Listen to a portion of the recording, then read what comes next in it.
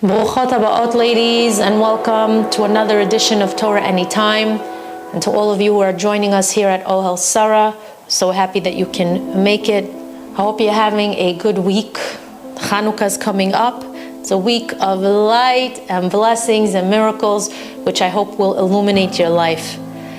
The last time we met, we spoke about Mystical Insights, Part 2. We are now continuing with Mystical Insights, Part 3. We'll begin because we have a lot of work to do. Now we'll begin by saying that because of his great wisdom, Adam HaRishon was given the task of naming the entire creation. And he named each individual thing according to its mahut, according to its essence. The Midrash explains that after Adam completed his task, HaKadosh Baruch Hu was so pleased that he praised Adam to the Malachim. He praised Adam for being able to name all the animals according to their true characteristic.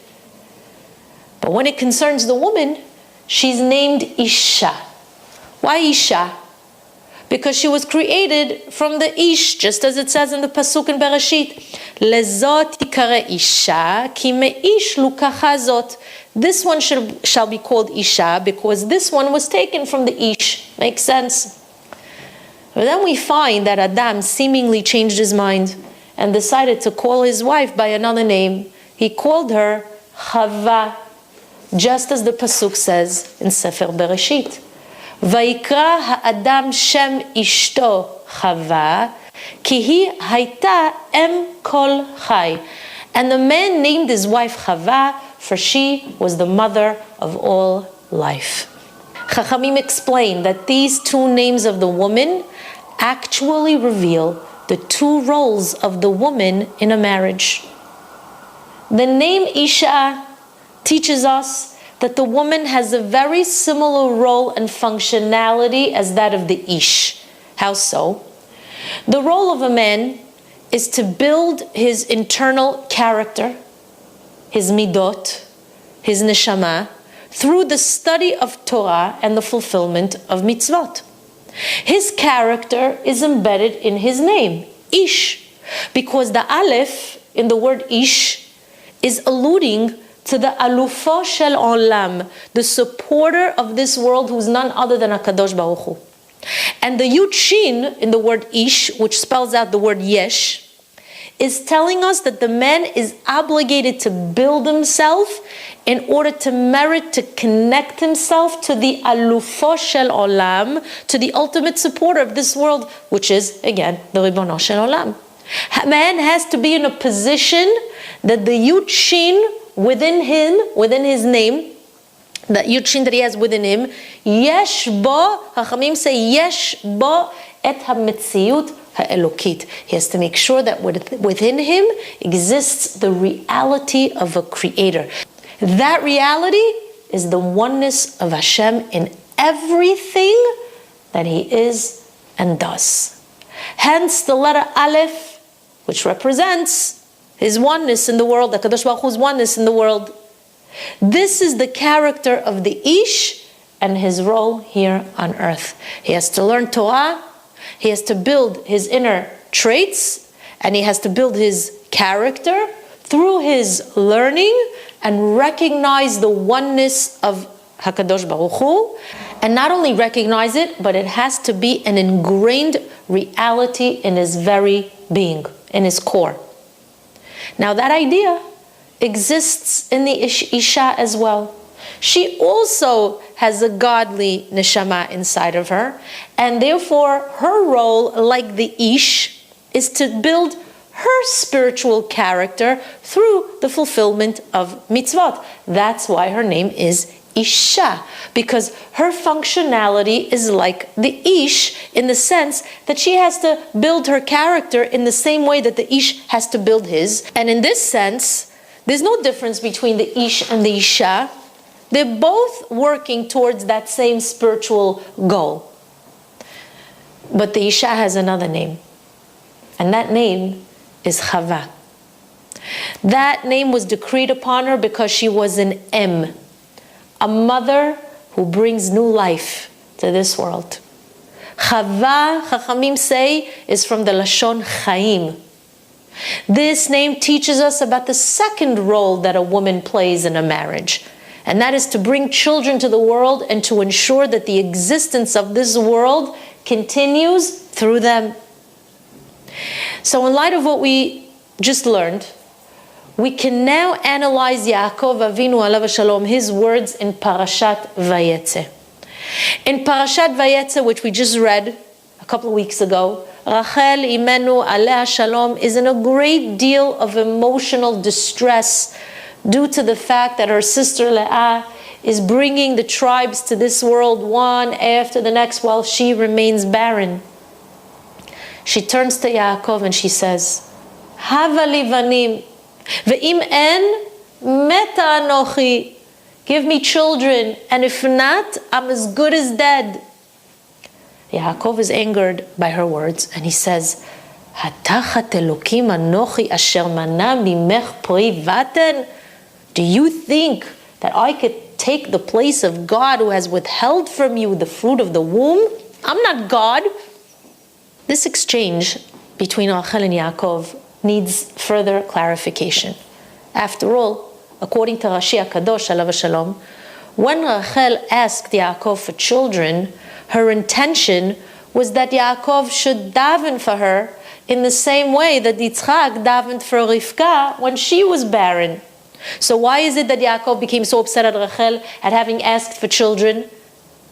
Is this the manner in which a husband should respond to a woman's distress, to a woman's pain? Chachamim explain that Yaakov wasn't angered by the words, Hava li vanim, give me children. That didn't bother him at all. Rather, it was the end of Rachel's sentence that bothered him.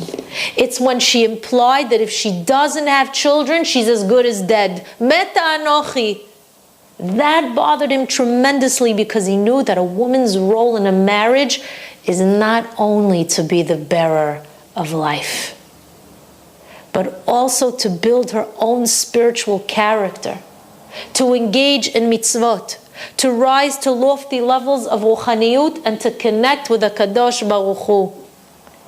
So Yaakov showed his anger to Rachel in order to remove from her this detrimental outlook, which actually stemmed from the Knaanim of that time, by the way. So he wanted to uproot these thoughts from her mind and from her heart.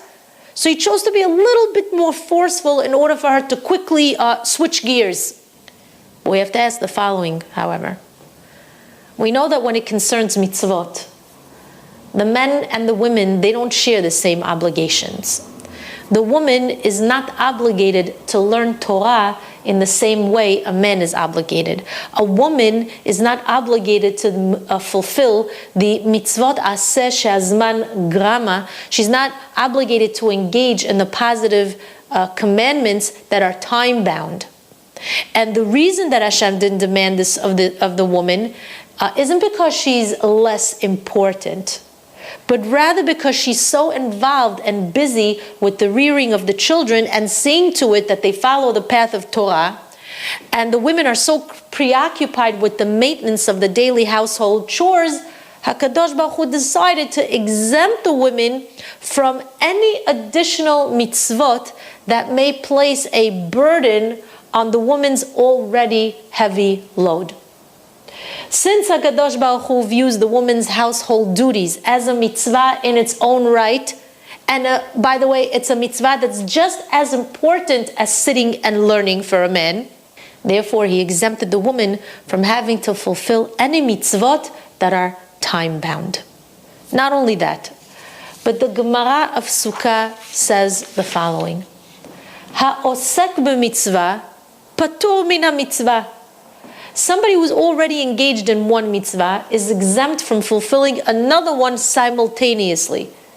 It should be noted, by the way, that since mitzvot that are time-bound have to be fulfilled within a specific time, that's another reason why a woman is exempt from these mitzvot.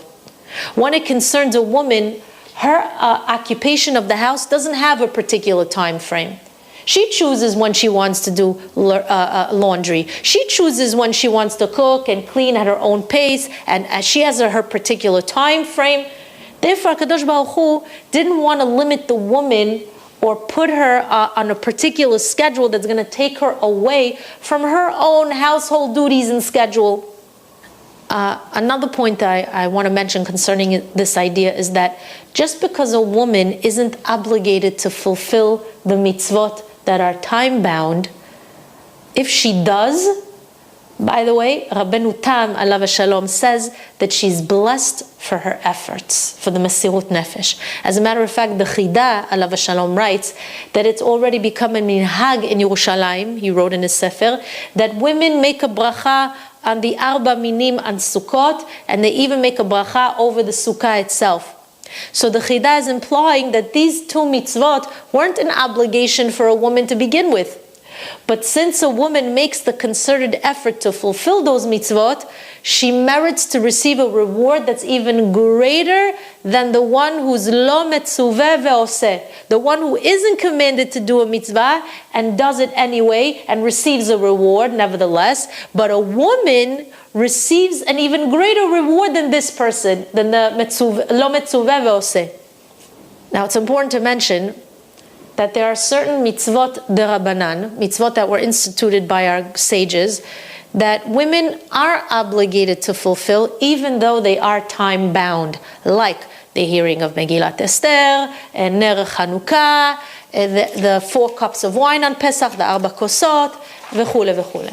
Now, why are they obligated in these time-bound mitzvot when in a normal circumstance they wouldn't be obligated? Why? The reason for this is because the women in the olden days benefited from the miracles that took place during these episodes, during these chagim.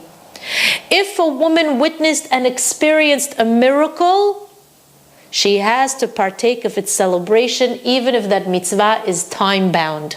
The women witnessed the miracle of Chanukah. They witnessed the miracle of Pesach and all its surrounding miracles. Therefore, they're obligated to fulfill those time-bound mitzvot during the holidays. The Maharal, alav shalom, provides us with a deeper explanation as to why women are exempt from time-bound mitzvot. The Maharal explains that because a woman is on a higher spiritual plane than a man, she doesn't require the fulfillment of all the mitzvot in order to arrive to a state of spiritual completion. The Maharal's words verbatim are, Hi ruchanit yoter. She's more spiritual than a man. In order for us to understand this idea, which we touched upon in previous classes, let me give you a parable, a mashal, of 2 people who are attempting to reach the top of a mountain, so you understand this idea. The first person has to climb up 613 steps in order to reach the top of the mountain. The second one only has to climb up 570 steps in order to reach the top of the mountain.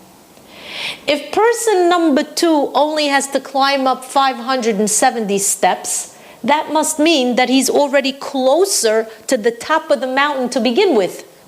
HaKadosh Baruch Hu wants both the man and the woman to climb the mountain of spirituality and to reach a state of wholesomeness, spiritual completion, shlemut.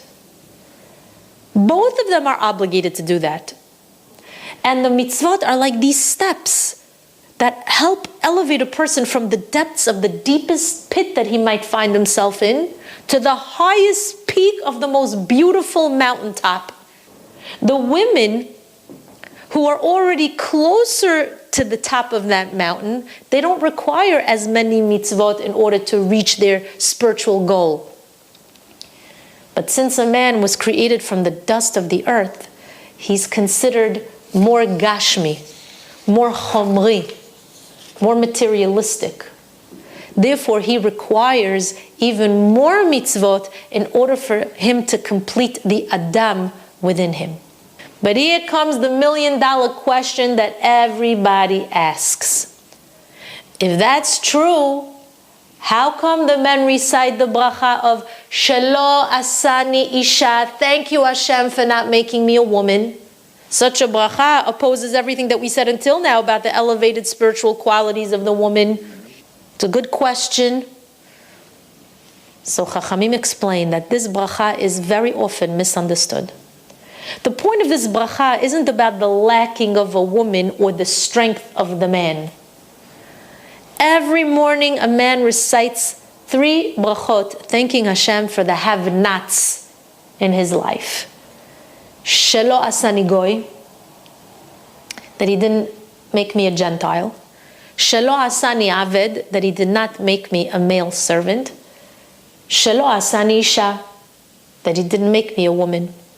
Now, if the main functionality of these brachot was to highlight the elevated reality of a man vis-a-vis everybody else, where a man supposedly is greater than these 3 on some spiritual level, the Isha, the Aved, and the Goy, and that's why he's thanking God, then there should have been a 4th bracha added where man thanks God for not creating him an animal. Why doesn't a man make the bracha of Shelo asani behema, Shelo asani chaya? Does a man have to thank God for that too? So, in order to answer this question, we have to examine the 3 brachot of the Goy, the Aved, and the Isha. There seems to be some common thread between these 3. What's the commonality? The commonality is that all of these have an obligation of keeping the mitzvot on some level. The Gentile is obligated to fulfill the Sheva mitzvot b'nei Noach. The Eved has mitzvot that he has to fulfill as a servant to his master. And the Isha is also obligated to fulfill certain mitzvot. So we find that when a man thanks HaKadosh Baruch Hu for not creating him like any of these creations, he's actually thanking Hashem for the abundance of mitzvot of which he has more of than the other 3. In other words, man is thanking Hashem for caring enough about his neshama that he tagged on all these additional mitzvot that are now going to help him to fulfill his ultimate mission here on earth, that's going to enable him to accomplish his personal tikkun. For that reason, man doesn't make the bracha of Shelo Asani Behema, because man is thanking HaKadosh Baruch Hu for the number of mitzvot and not for some extra spiritual elevation that he may possess more than those other 3. Now, Rav Shimshon Rafal Hirsch Alav Shalom says that a man who thinks that these 3 brachot demonstrate the fact that he's number 1, that he's above everybody else, that man is sorely mistaken. Question is, why aren't these brachot recited with a positive connotation? Why don't we say, Baruch Shasani Ish, thank you for making me a man? Our rabbis explain that when the bracha is recited in a negated manner, it emphasizes the zchut that this man was worthy to possess, which is contrary to the zchut that the Gentile possesses, the Eved possesses, the Isha possesses. It's dafka because a man recites the bracha in this manner that brings him to the realization of how grateful he has to be to HaKadosh Baruch Hu, how deeply his heart has to feel the love of Hashem. What love? What love? The love is the fact that Hashem prepared every kind of remedy, that being the mitzvot are remedies, and these remedies are what a man requires in order to heal spiritually and purify himself.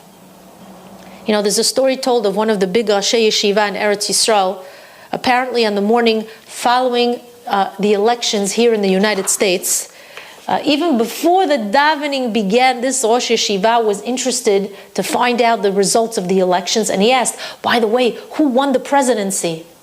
So his son was very surprised at his question, which he felt was a little inappropriate. So he said, Abba, is it really so important to know who won even before we daven?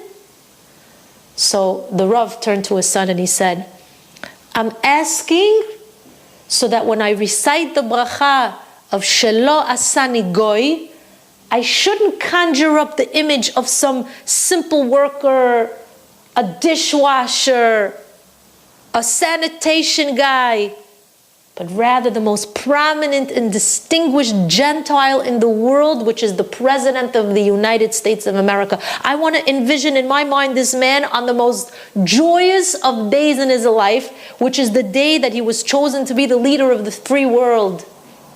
And then when I conjure up such an image, I could recite the bracha of Shelo Asani Goy.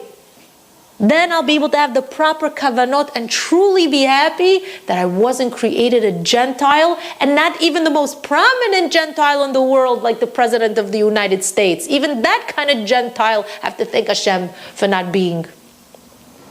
That's concerning the man. But a woman makes a very special beracha. She recites the words, She'asani kiretzono. She thanks Hashem for creating her according to His will. Many people misinterpret this bracha and they think it means, well, what else can I do? That's the way God created me. He wanted me to be second rate. She'asani kiretzono. He made me the way. That's not the proper attitude to have towards this bracha, ladies. We should never think this way because it's the opposite of the truth.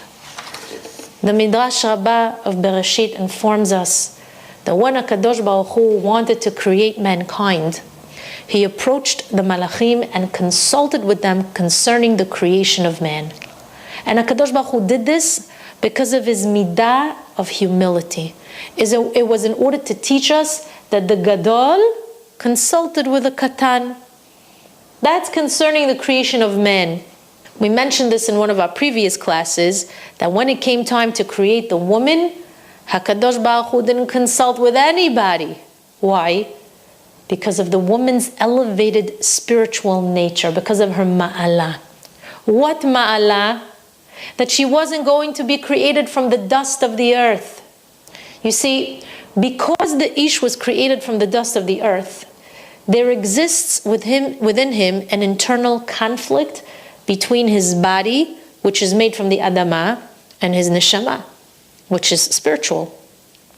And because of this, HaKadosh Baruch Hu consulted with the Malachim if it was even worth it to create him in the first place. But that wasn't the case when it came time to create the woman. So let's go back to the beracha a woman recites. She'asani kiretzono. You know what that means? It means that I realize that HaKadosh Baruch Hu created me with His ratzon and only His ratzon. Nobody else was involved in that decision of creating me, the woman. Nobody else was consulted. We find, therefore, that a man thanks Hashem for all the remedies, all the mitzvot that HaKadosh Baruch Hu prepared for him that are going to assist him in breaking free of the influences of the Adamah so that he could reach his final tikkun. While the woman thanks HaKadosh Baruch Hu that she was created without any of the influences of the Adamah. Chachamim do emphasize the fact that although the man merited to have the mitzvah of learning Torah, which earns him an eternal place in Olam Haba, we do have to point out that Chachamim say still, a woman must connect herself to some form of limud Torah, preferably her husband's, so that she also could earn a share in the world to come. It's not enough to just cook and bake and clean and iron and sew and bathe the kids. No, it's not enough to take care of the household duties. A woman has to connect herself somehow, some way, to limud Torah. This is something that's brought down in the Gemara of Berachot, by the way. It goes without saying that if a woman merited to have a husband who loves to learn and wants to share the learning with her, she should take advantage of that and ask him what he could share with her. And God forbid, lo alenu, chaz v'shalom, if you don't have a husband who demonstrates a love of learning, there are always shiurim that you could listen to that will strengthen your neshama. As a matter of fact, the Rabbanim give us an example of this in Sefer Shoftim. The pasuk says, "V'dvora isha neviyahi." Eshet lapidot hi, shofta et Yisrael ba'et hahi. Dvorah was a prophetess, the wife of Lapidot, who was a judge over all of Israel at the time. Dvorah was a judge of all of Klal Yisrael. Now, what was Dvorah's nature? That she was able to be a female judge, to rule over all of Am Yisrael and be a prophetess at that time in history. Because wasn't Pinchas ben Elazar, alav shalom, alive during that era? As a matter of fact, concerning Pinchas ben Elazar, it's written that he possessed the Ruach HaKodesh. Surely he was more suitable to be a judge over all of Am Yisrael. So what deed created this merit for Dvorah that she earned the status of judgeship and prophecy?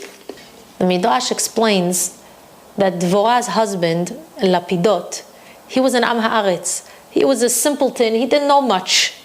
And Dvorah knew that he wouldn't be able to learn Torah, let alone absorb all that learning and share it with her. What did she do? Patiently and with a great deal of compassion and refinement, she taught him how to prepare ptilot, how to make beautiful wicks that would be used in the Bet HaMikdash to light up the lamps. And he fashioned the most beautiful and largest wicks that lit up the halls and the rooms of the Bet HaMikdash. That's how he earned the nickname Lapidot. Lapidot means torches. HaKadosh Baruch Hu is watching this from above, and since he knows the heart of man, he knew that indeed Lapidot truly didn't have it in him to sit and learn all day long. It's not that he didn't want to learn, it's that he wasn't created in such a way that he could devote his entire day to it. And then HaKadosh Baruch Hu saw Dvorah's intentions of teaching him to make wicks l'shem shamayim. It was in order for her husband to feel important. It was in order for her husband to have some connection to spirituality. And because of that great deed, the fact that she never made her husband feel insignificant in comparison to her greatness, because she elevated his spirits by making him feel so important, because he never felt that he wasn't anything less than the man of the house, she merited to acquire prophecy and to become a female judge who would rule over the entire nation. Amazing. Now, if you think about it, it's a little odd. Lapidot, who created the beautiful wicks with his own hands, didn't have the zechut of attaining nevuah. But Dvorah, just by the mere fact that she encouraged him to have some spiritual purpose, she merited to attain prophecy. What do we learn from this? The Rabbanim teach us that from this story, you could learn something very profound. You see, it seems that the man doesn't reach his ultimate state of spiritual perfection via good deeds alone. For a man, it's necessary for him to toil in the study of Torah day and night in order to purify himself from the powers and influences of the Adamah. But a woman can easily and quickly attain a spiritual self-fulfillment even if she's not engaging in Torah full time, even if it's only through her ma'asim tovim, only through her good deeds. Do you hear this? Like for example, with Dvorah Nevi'ah. Just by encouraging her husband, despite his limitations, she can merit to achieve the highest position in Am Yisrael and attain nevu'ah. Could you believe this? Although a woman isn't commanded to engage in the study of Torah day and night, but you have to be connected to it somehow. The pasuk in Sefer Mishlei says, Shma beni musar avicha ve'al titosh torat imecha. Hearken, my son, to the discipline of your father, and do not forsake the Torah instruction of your mother. Now we know that the obligation of learning Torah and teaching Torah, as a matter of fact, to the sons falls on the father. The father has to sit and study with the sons. If that's the case, why does the pasuk read, Ve'al titosh torat imecha? Do not forsake your mother's Torah. A woman isn't obligated to teach her son's Torah, nor is she obligated to study it day and night. The answer is that the woman is the one who builds the foundations of limud Torah in the heart of the children from when they're little. She's the one who accustoms the son to say the words, Torah tziva lanu Moshe. The woman is the one who instills in her son the foundations of emunah when she recounts all the stories of tzaddikim in the morning when he's eating and when he comes home from school and right before he goes to bed with the bedtime stories. A mother is the one who educates the sons to have midot tovot, to do chesed, to be a good friend, to be a good husband. The mother is the one who takes the time to ask questions about his learning in school. She's the one who's teaching the sons about the beauty of mitzvot, not the father. For that reason, the woman merited to earn the title of Torat Imecha. Actually, that title is like a college degree, lavdil. She earns this title because she ensures that Torah is indeed an integral part of the home. The father's role, however, begins at the point where the mother already instilled all those positive traits and qualities into the neshama of the child. He has the easy job. Many husbands don't understand that if they can have a spiritual conversation with their sons, or if they could sit and learn with those children, or if those children have yirat shamayim and emunah and Hashem, it's not because of them. It's because of the mother in the house. Where were they that whole day? Where the mother was sitting and talking to the child and instilling and schmoozing on the phone with them. Where's the father? Does the father ever call the son and say, let's talk life? Let's talk musar? Very rarely. So the mother is the one who's credited with instilling Torah in the child.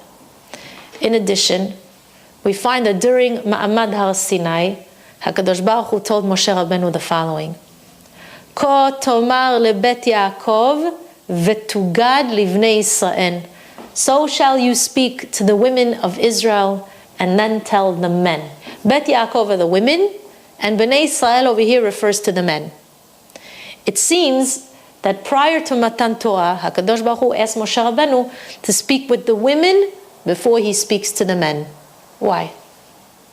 Chachamim explain that the reason HaKadosh Baruch Hu wanted the women to be approached first was because the women are the ones who are going to be sending off the sons in the morning to learn Torah in the yeshiva. And it's their smiling and happy face that the sons are going to see at the end of the day when they come back from learning Torah. It's the mothers who are going to influence the heart of the child with encouraging and positive words that will push them gently to want to learn Torah. It's the mothers who supervise and see to it that the child's learning is not suffering. And it's the mothers who teach the sons to have yirat shamayim from when they're little. Therefore, the foundation of these children, when it concerns the learning of Torah, is left up to the woman of the house. That's why Kadosh Baruch Hu wanted Moshe Rabbeinu to speak to the ladies first. And for that reason, the pasuk in Shir HaShirim says, Im lo tedi lach hayafa banashim. If you do not know, O fairest of women, if you don't know who is the most chosen of all the women in the world, go your way in the footsteps of the flocks. You'll know how special and chosen you are if you follow your children and see what kind of home they're building for themselves. Ladies, this is the reason why a woman is called the Akeret Habayit. It's because she's the Ikar of the home, because the entire home rests upon her shoulders. And it's her special nature. It's her image and Mesirut Nefesh that influences her children. In conclusion, ladies, a Jewish woman can never be equal to or compared to a man. Rather, she's more elevated than him. She's closer to HaKadosh Baruch Hu than him. And she can reach her spiritual goals quicker and more easily than a man can. For that reason, a woman is not obligated to keep all the mitzvot that a man is commanded to observe. She's the foundation of the home, and as such, she's in charge of laying the foundations and the infrastructure of Torah and Yirah that's going to be transmitted from one generation to the next. You have a tremendous responsibility, ladies. And you have tremendous kochot, and you have tremendous backing from the Ribono Shel Olam. He knows who you are. He knows what you could accomplish. He's the one who set you out on this mission. Yehi Ratzon that you should continue to elevate yourselves and your entire household and help those around you reach the top of the mountain of Ruchaniyut. May you know and feel how important you are in your home, and know without a doubt that it's you who has the power to guide your children and husband to the highest of spiritual levels with grace, with mercy, with modesty, and with pride. You should never feel that your role as a woman is degrading, because the opposite is true. You are the ikar. You are the light. You are the vision in the home. You are the beginning, you are the middle, and you are the future. Be happy. Remember how much HaKadosh Baruch Hu relies on you, and you should know that without you there is no purpose. You should feel good about yourselves. Go out there into this world, into your homes, and fulfill your mission. Fulfill your purpose as a woman. Fulfill your purpose as a mother. And if, God forbid, Lo alenu, Kadosh Baruch Hu mesovev inyanim, and He designs a plan, especially to the singles out there, and even more so to the older singles and to divorced women who don't yet have children. Remember Yaakov Avinu's words to Rachel. He was upset because he was trying to explain to her that she has another mission other than being a wife and a mother. She has the mission of becoming the greatest woman that she could possibly be and elevate her status of Ruchaniyut to higher and higher levels. So while all of us women are waiting for that ultimate day where we're going to fulfill our roles as women and be happily married and have children, until then, your mission is to constantly prepare for that great day. Constantly elevate yourself. Constantly find another thing you could take upon yourself. Continue to rise in your levels of Ruchaniyut. Prepare yourself for that great day so that when it comes, you can go into it knowing that that man who's going to put a ring on your finger not only is deserving of you, but you're also worthy. You're also worthy, and you're ready.